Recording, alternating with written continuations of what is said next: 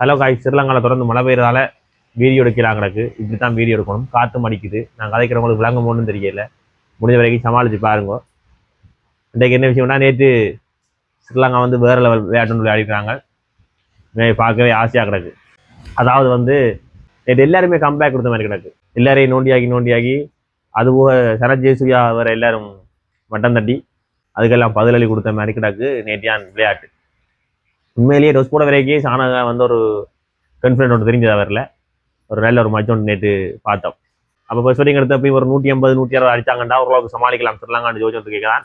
15 சங்க வந்து வேலை கவு போயிட்டார். உண்மையிலேயே 15 சங்க வந்து தொடர்ச்சி இல்லாமல் திருப்பி ஸ்ரீலங்கா டீம் வழியாக உள்ள வச்சிருக்காங்களோ என்னவோ எனக்கு கண்டா தெரியல. வேற ஒரு டீம்ல உள்ள ஆளுக்கு இடம் கிடைக்குமோ இல்லையோன்றது எனக்கு தெரியல. ஏனண்டா நல்லா விளையாடுறான், ஆனால் அது தொடர்ச்சி இல்லாம இருக்கு. இந்தியா மேட்ச் வந்து முக்கியமான மேட்ச். உண்மையிலேயே 15 சங்க அடிச்சா தான் இந்த மேட்ச் வந்து இலங்கை அணி வெல்லும்ன்றதான் எல்லாட்ட கருத்துமா இருந்திருக்கு.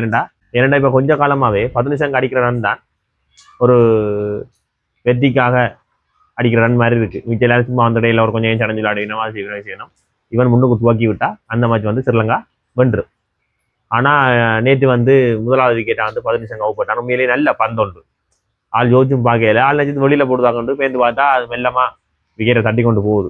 அப்படி ஒரு லக்கில் பாகிஸ்தான் துவங்க நான் நினைச்சேன் இன்றைக்கு பாகிஸ்தான் போட்டு வெளுக்க போறாங்க ஸ்ரீலங்கா. சரி, இந்த தொடரில் ஃபைனலுக்கு கூட போகாம வெளியில போறாங்க ரெண்டு நினைச்சேன்.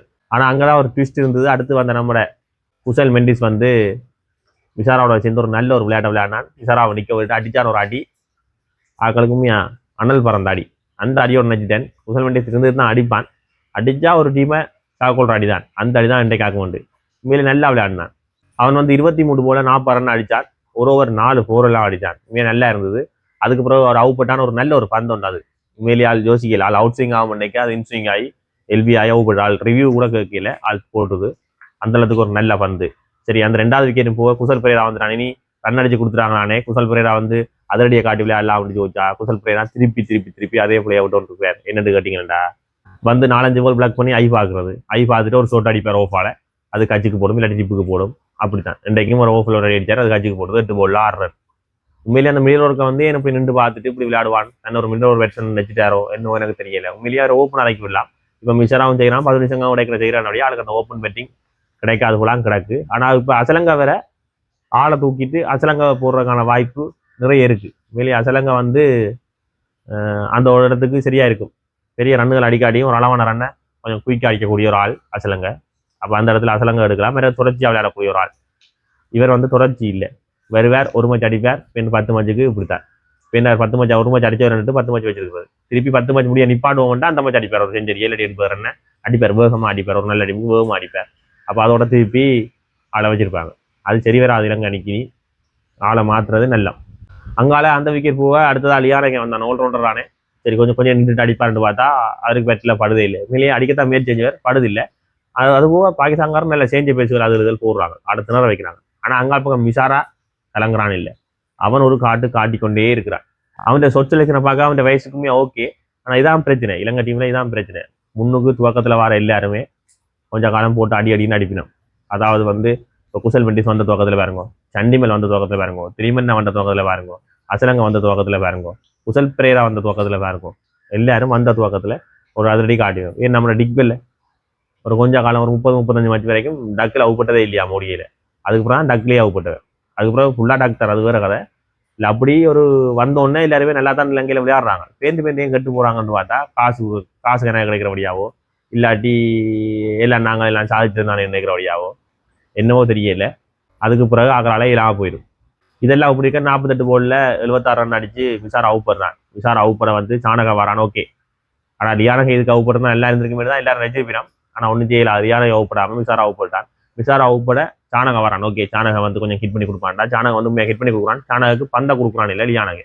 ஆனால் லியானகளையும் பிறகு சொல்லிடாது. அவனும் அடிக்கிறான். அடிக்க அவனுக்கு நல்லா வந்து போடுறாங்க. சேஞ்ச் பேஸ் போடுறாங்க, பேருந்து அவுட் ஸ்விங் போடுறாங்க, வைட் ஜோக்கர் எறிகிறாங்க, எல்லாம் எறிகிறாங்க. ஆனால் இவர் அடிக்க பார்க்காம செய்யாமல் சிங்கிள் லெட்டராக்கே நின்றுக்கலாம். சிங்கிள் லட்டியை அவன்கிட்ட கொடுத்துக்கலாம்.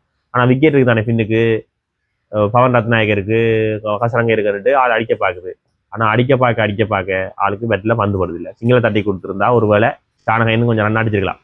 அப்படியே சாணகம் ஒரு 10 பால்ல ஃபைனல் ரன் அடிச்சுட்டு கடைசி பால் வந்து ரன் ஓவர் பட்டுருவான்.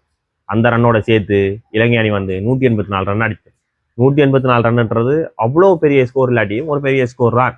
அப்போ 185 ராக்கெட்டுக்கு கிளம்புறாங்கன்னா பாகிஸ்தான் வந்து 3.4 ஓவர் 29 ரன்னுக்கு முதலாவது விக்கெட் இழக்குது. அதுவும் வந்து சாமீர் எடுக்கிறான். சாமீரா வந்து பெருசா பவர் பிளேக்கு ஓவர் போடுற இல்லை, நேற்று போட்டு முதலாவது விக்கெட் எடுத்துட்டான். உண்மையிலேயே சாமரான ஃபர்ஸ்ட் ஓவர் நல்லா இருந்தது, நல்ல லைன் நல்ல லேன். அதில் சேஞ்ச பேஸ் வேற போடுறான். உண்மையிலேயே பாகிஸ்தானை பார்த்து வந்துருவான். பாகிஸ்தான்காரங்க எனக்கு நல்ல சேஞ்ச பேஸ் போட்டவங்க அதை பார்த்து கொண்டு வந்து போட்டானோ என்ன வரியா நல்லா போட்டான். அப்போ அடுத்ததாக கிளம்புறாங்க அவன் நம்பிக்கை நட்சத்திரம் பாபர் அசாம் வந்து உண்மையிலே நல்லா விளையாடி கொடுத்து இந்த மச்சை எடுத்து கொண்டு போவார். அவர்கிட்ட கையெல்லாம் மச்சிருக்கண்டு ஸ்ரீலங்காக்காரரே வச்சிருப்பாங்க. ஆனால் சமீரா வந்து அவரையும் விக்கெட் எடுத்துட்டார். அப்போ பாபர் அசாமும் 2 ball 0 லவ் பட அடுத்ததா வந்து இஷான் மலிங்காவும் ஒரு விக்கெட் எடுத்து ஸ்ரீலங்காண்ட பக்கம் மச்ச திருப்புறான். திருப்பி அடுத்த ஓவர் நம்மளோட சமீரை பக்காசமான விக்கெட் எடுக்க ஸ்ரீலங்காண்ட பக்கம் முழுதான் மேட்ச் மாறிட்டு எல்லாரும் நினைச்சு கொண்டு கேட்க இஷான் மலிங்கா திருப்பி வந்து ஓவரை போட்டு அடி வாங்க வலிக்கிட்டார். உண்மையா சொல்ல போனா ஒரு நாளைக்கு ஒருத்தன் நல்லா போடுவான், மற்றவன் சரியில்லா போடுவான். அந்த மாதிரி 50 ரன் 4 ஓவரில் 50 ரன்னுக்கு மேலே கொடுத்துருக்குறான். அடிக்கிறாங்க போட்டு அந்த அடி அடிக்கிறாங்க. யோசிச்சு பாருங்க, 184 ரன்ல அவன் 50 ரன்னுக்கு மேலே கொடுத்தாங்க. 134 ரன் எத்தனை ஓவரில் 16 ஓவரில் 96 ஓவரில் 138 ரன். அதை யோசிக்காம ரன்னை கொடுக்க ஆள் அங்கே நம்மளோட கசங்க ஓரளவுக்கு சமாளிச்சு நல்ல ஓவரை போட்டுருக்கு. விக்கெட் வந்து கொஞ்சம் கொஞ்சமாக சரியாக வலிக்கிட்டு இடையலுக்குலாம் வந்து நம்மளோட சாணக ஒரு ஓவரில் நைஸாக போடுவார். ஆனால் இஷான் மலிங்கா மட்டும் தப்பாமல் இருந்தது. அப்படியே பாக்க இப்படியே ஸ்ரீலங்கா வென்றுமென்று பார்த்தா அங்கே தான் ஒரு விஷயம் இருக்குது. என்னென்னா நம்மட சல்மான் வந்து கேப்டன் அவன் அடங்குறான் இல்லை, ஒரு பக்கமாக போட்டு எல்லாருக்கும் காட்டுன்னு காட்டி கொண்டிருக்கிறான். அதுலேயும் முக்கியமாக அந்த ஒரு கீப்பராக விளையாடுவார் பாகிஸ்தான், உங்களுக்கு தெரிஞ்சு சஃப்ரா ஆக மாட்டேன்.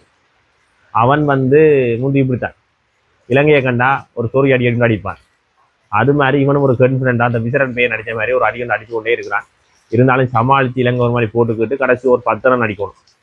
அந்த ஓரை சமீரா போடணும். ஒரு மாதிரி சமீராவும் அந்த ஓரை நல்லபடியாக வச்சு இலங்கை அணி வந்து ஓரளவுக்கு வந்துடுது. நாளைக்கு ஃபைனல் இருக்குது பாகிஸ்தானுக்கும் ஸ்ரீலங்காவுக்கும். அந்த ஃபைனலில் வந்து ஸ்ரீலங்கா அப்படியாவது அடிக்கணும். ஏன்னா பெருத்த அவமானங்கள் இருக்குது ஸ்ரீலங்காவுக்கு.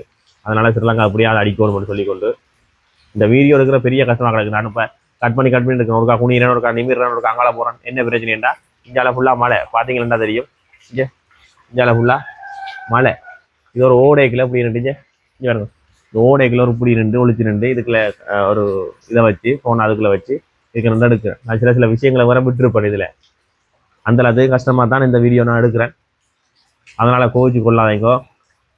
மற்ற இந்த வீடியோக்கள் எப்படி எடுக்கிறது, ஒரு ஸ்டாண்ட் வச்சு எடுக்கிறதோ இல்லாட்டி ஒரு இடத்துல வச்சு எடுக்கிறதோ என்றதெல்லாம் கூட கையிலாக இருக்குது. நீங்கள் பார்த்து எனக்கு நல்ல ஆதரவு தந்தால் ஓரளவுக்கு வந்தால் இந்த யூடியூப்லேருந்து ஓரளவுக்கு எனக்கு காசு வேற வலிக்கிட்டு தந்தா நிச்சயமாக நான் நல்ல வடிவாக ஒரு இதையும் போட்டு ஒரு பின்னுக்கு ஒரு சீலையாவது காட்டி முன்னுக்கு ஒரு ஸ்டாண்ட் ஒன்று வச்சு வடிவாக எடுக்கிறக்கான முயற்சிகளை செய்வேன். மற்றது இன்றைக்கும் நாளைக்கும் வீடியோ எடுக்கிறது கொஞ்சம் கஷ்டம் தான். ஏனெண்டா இலங்கையிலே ஜாழ்ப்பாணத்தில் முக்கியமாக நல்ல மழை பெய்ய போதாம். இப்போவே எப்படி தான் எடுக்கிறோம், நாளைக்கும் அப்படி தான் எடுக்கணும். அந்த நாளைக்கு ஒரு வீடியோ போடுவேன். ஃபைனலில் என்ன மாதிரி ஸ்ரீலங்கா வெல்லுமோ இல்லாட்டி பாகிஸ்தான் வெல்லுமோ, யார் வெல்றது நல்லது, யாருக்கு அவமானங்கள் காத்திருக்குது, யாருக்கு முக்கியமான மேட்ச் இது. இந்த தொடரை விட்டால் சிலது கோச்சர்ஸ் மேலே மாற வேண்டி வரும், சிலது கேப்டன் மாற வேண்டி வரும், சில பிளேயர்ஸ் T20 விட்டு போக வேண்டி வரும். இந்த தொடரில் தான் இருக்காங்க இந்த விளையாட்டு. எல்லாத்தையும் நான் அடுத்த நாளைய வீடியோவில் சொல்லுவேன். அதுக்கு முன்னம் இந்த வீடியோ பிடிச்சிருக்கோ இல்லையோ, இந்த வீடியோவுக்கு நான் இதை மேட்டன் செய்யணுமோ, ஏதாவது வேறு இடத்துல வச்சு எடுக்கணுமோ, இல்லாட்டி நான் வேறு மாதிரி எதுவும் சொல்லணுமோ என்றதை நீங்கள் கமெண்ட்டில் சொல்லுங்க.